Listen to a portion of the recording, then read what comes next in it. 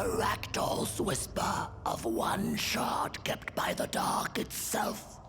Another was stolen by the greedy moonbird up in the hilltops.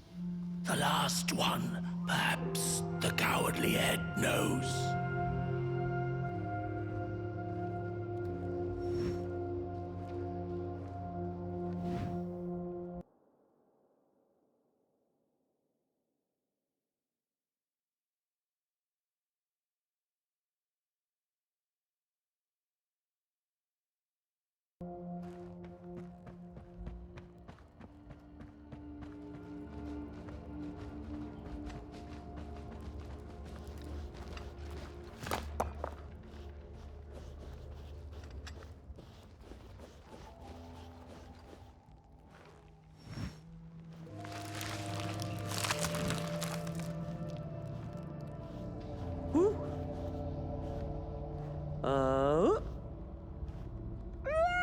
Don't eat me! Well, if you're not gonna gobble me up, then can you maybe take me away from here? Please? Somewhere closer to Nobodyville and away from here. Get me out of this neck hole, please. I'm begging you on my bare chin, and I'll pay you for the effort. Handsomely with a beautiful shard from the Mulgrim's cauldron.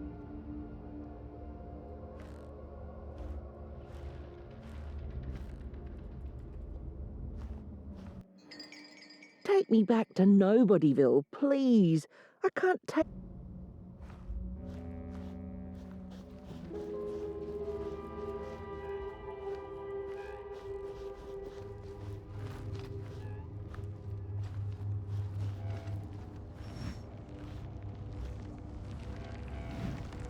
Look out!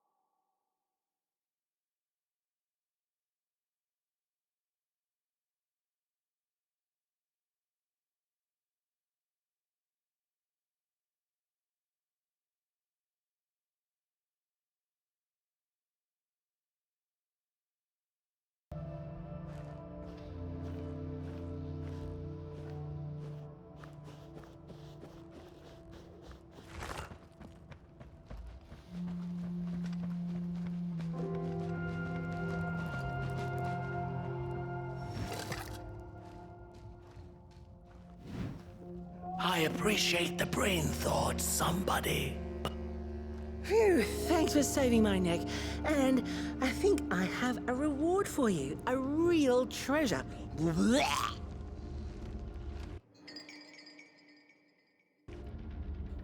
There you go. One of the 3 missing shards from the Mulgrim's cauldron. Yeah, I stole it. Oh, I thought I could maybe buy me some kind of ticket away from, well, everything.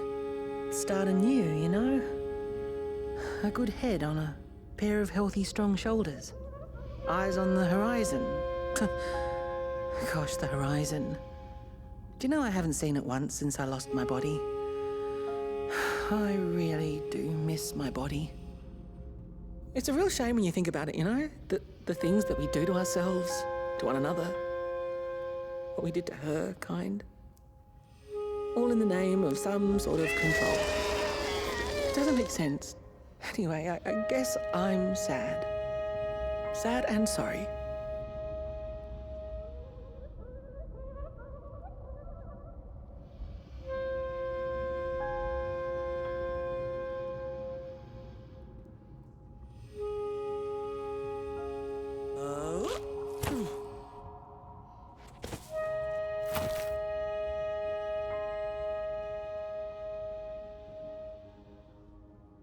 Hey, thanks. You're a great listener. You know that? Just take care of that shard now. And maybe put it back where it belongs and... yeah. Goodbye.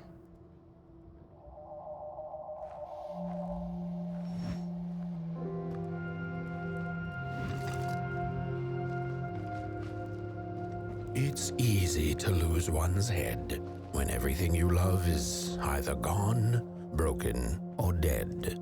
Yet another forgotten swamp saying.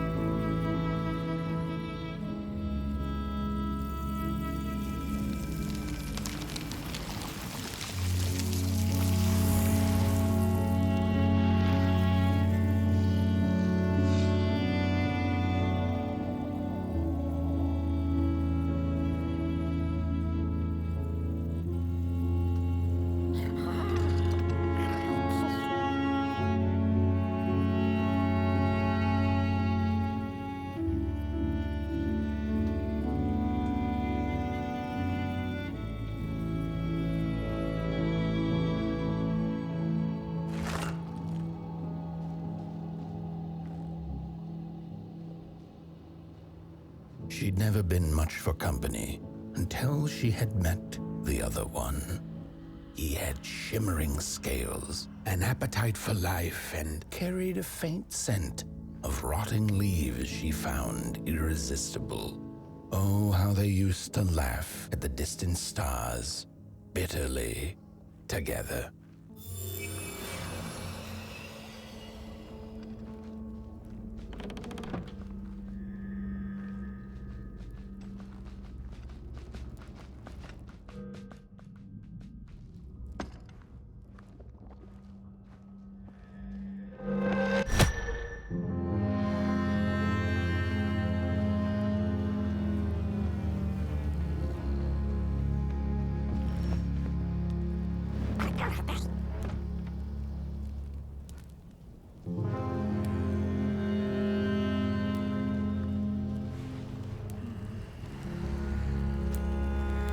The howls of the Mulgrim have gone with the wind, and our headaches settled into gentle throbbing. Thank you, somebody, for you have not only graciously saved our necks, but also demonstrated the value of brain mass and heart blob working together. Could it be time for the bodies to return? We must convene on this matter, and you and your wandering flame must now leave through our gates and keep on walking the midnight walk to Moon Mountain. Moon Mountain! Here you go, somebody. This key will open the town gates. The mountain once again beckons, and the call is answered. Fare thee well, and take good care of your flame. The dark itself is hungry.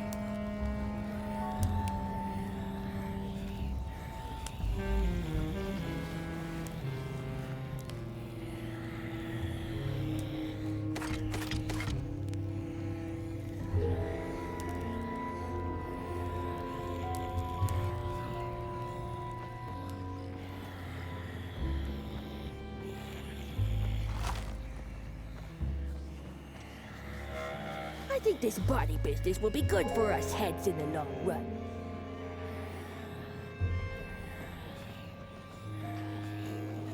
Bodies, oh, you gotta be a somebody before you can become a nobody. And then be a somebody again. Oh, now. And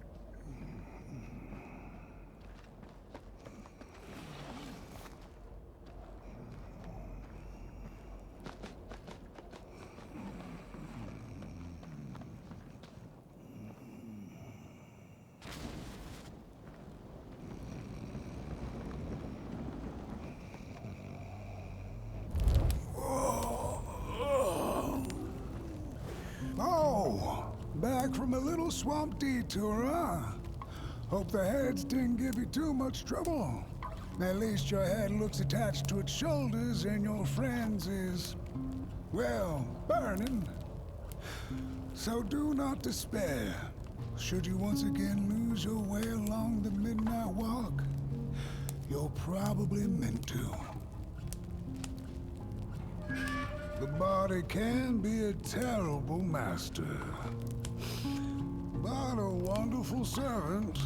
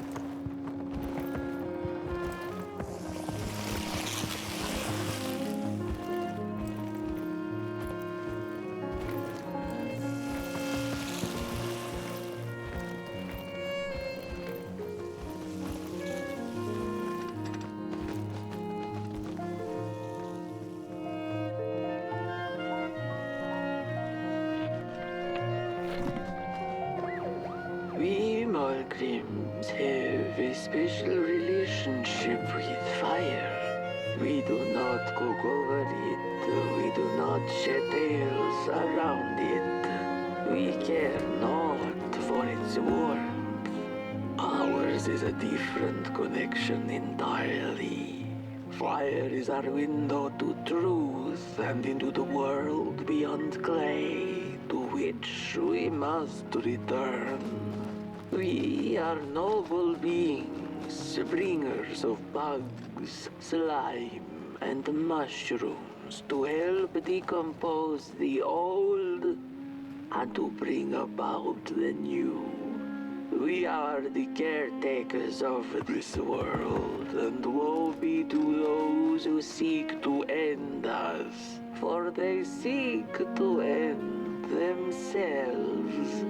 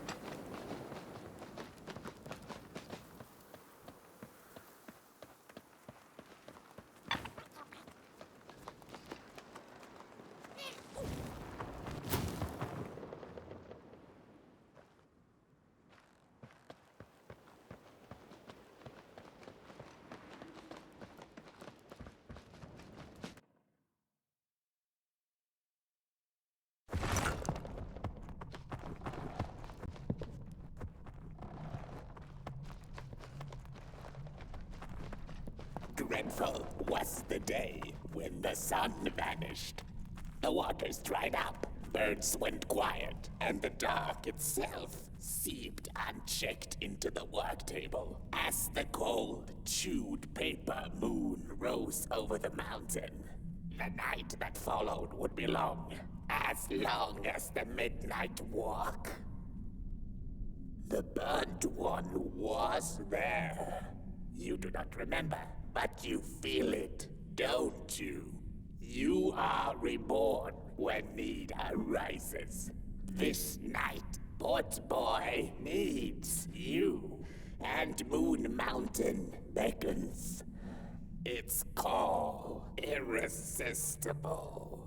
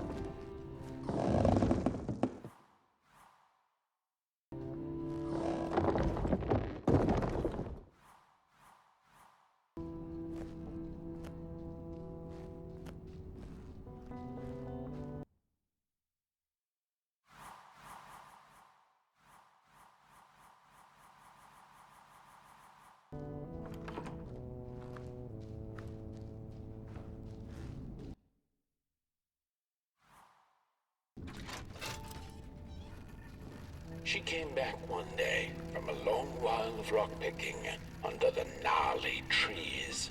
Usually the Merkel had been fond of fall and the refreshing cool of winter, but this time it had been much too long for her taste. Even the sun seemed tired, and she had all the rocks she needed, so she decided to treat herself to a long nap.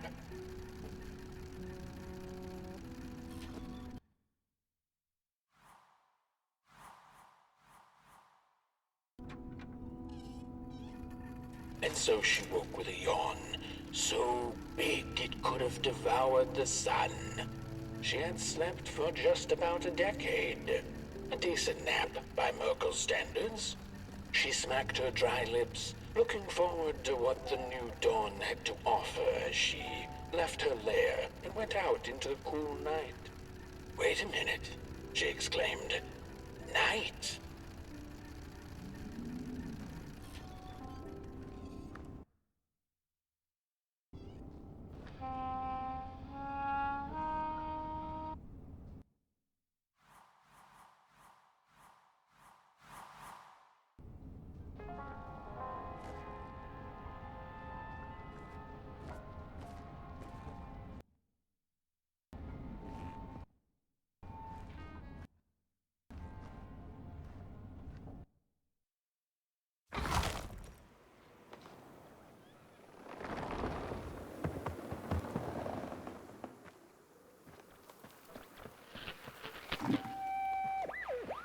I had a flame once.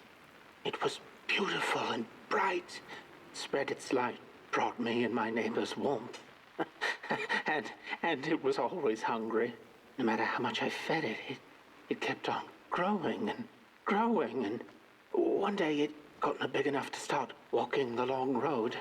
I didn't guide it. It dragged me along for the ride. I followed it for a long, long time. Would the road ever end? What was the point of the walk? Things kind of spiraled. Road took me on dangerous detours that didn't make sense. Before I knew it, my flame began to fade until it...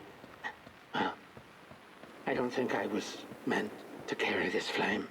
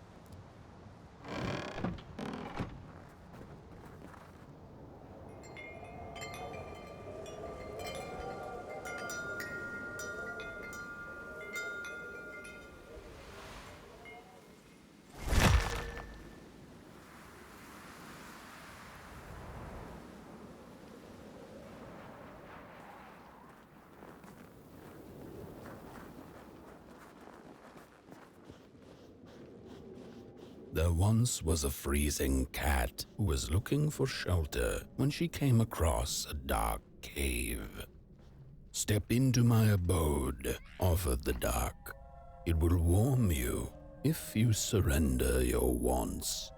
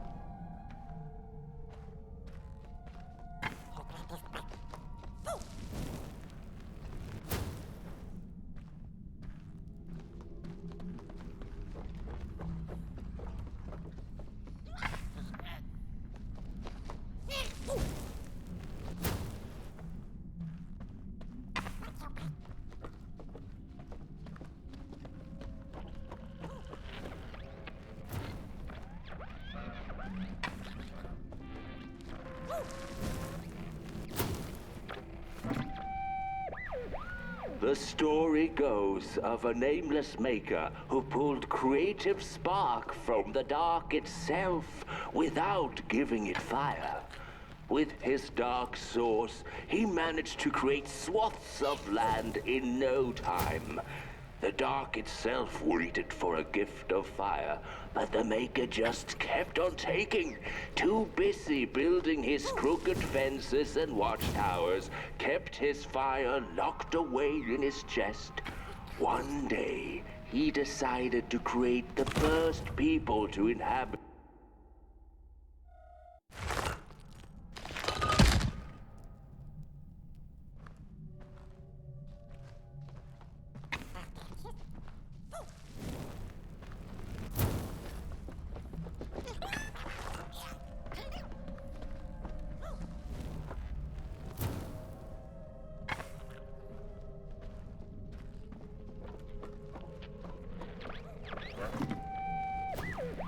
The story goes of a nameless maker who pulled creative spark from the dark itself without giving it fire.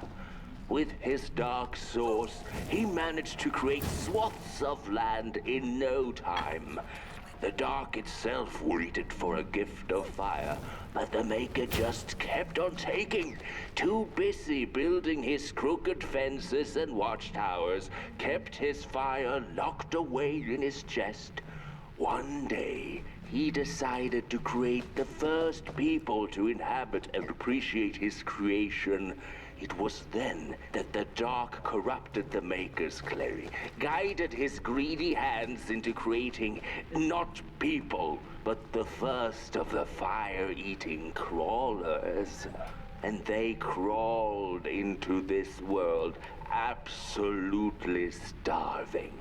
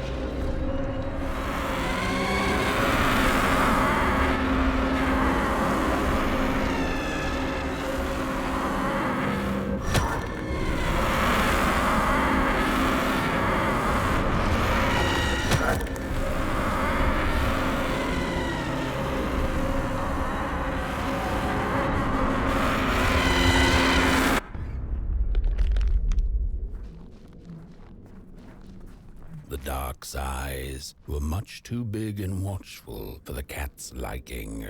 She went on to find warmth somewhere else.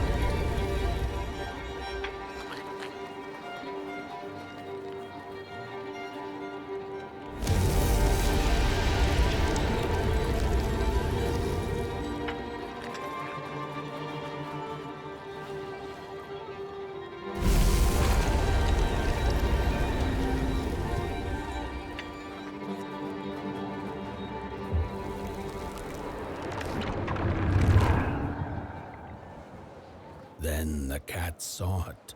Rooftops piercing the sky. Approaching the town, she was greeted by a crone. Come, kitty, kitty, you must be tired. Sit in my lap, share your soft fur, and I shall warm you for a spell.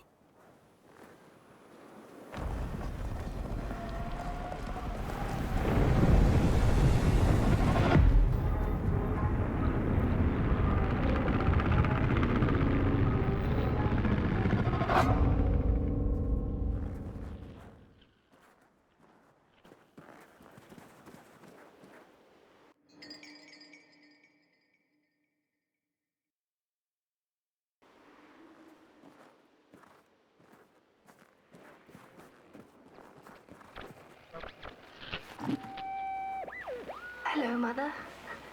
The well said to give it a match, so you and I could talk again. I hope this works, because that was my last one, and well, it's cold now. But it doesn't matter. We can finally talk after everything. So, how are you?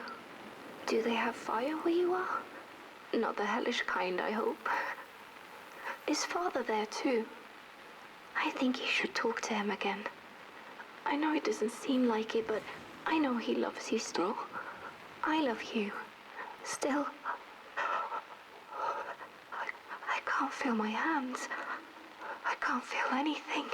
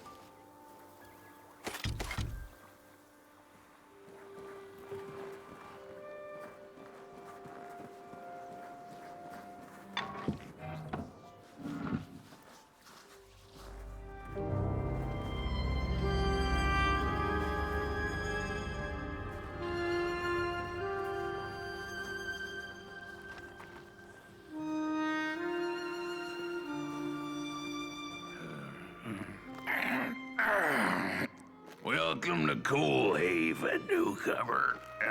Good to see a flame in these parts again. I'll be your guide tonight. This furnace here used to run on coal and fire, don't you know? But a thief stole all our matches, wasted them in greed, you see. Now the ghost has come to smite the wicked and punish the thief who killed us.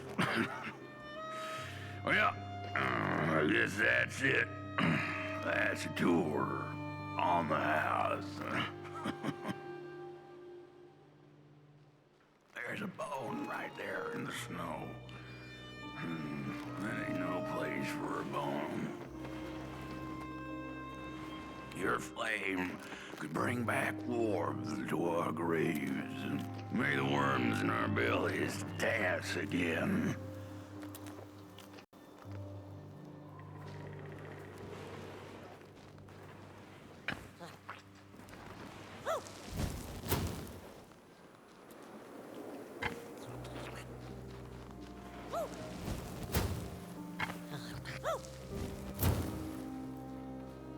There's a bone right there in the snow.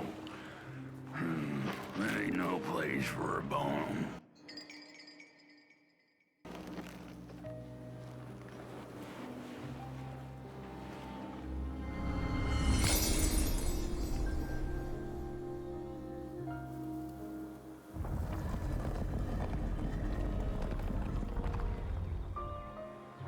Oh, do you feel that? Something's changing. That furnace was the soul of the city. We used to worship it, us coal miners did. Fed it trees and fire like it was a hungry, angry god.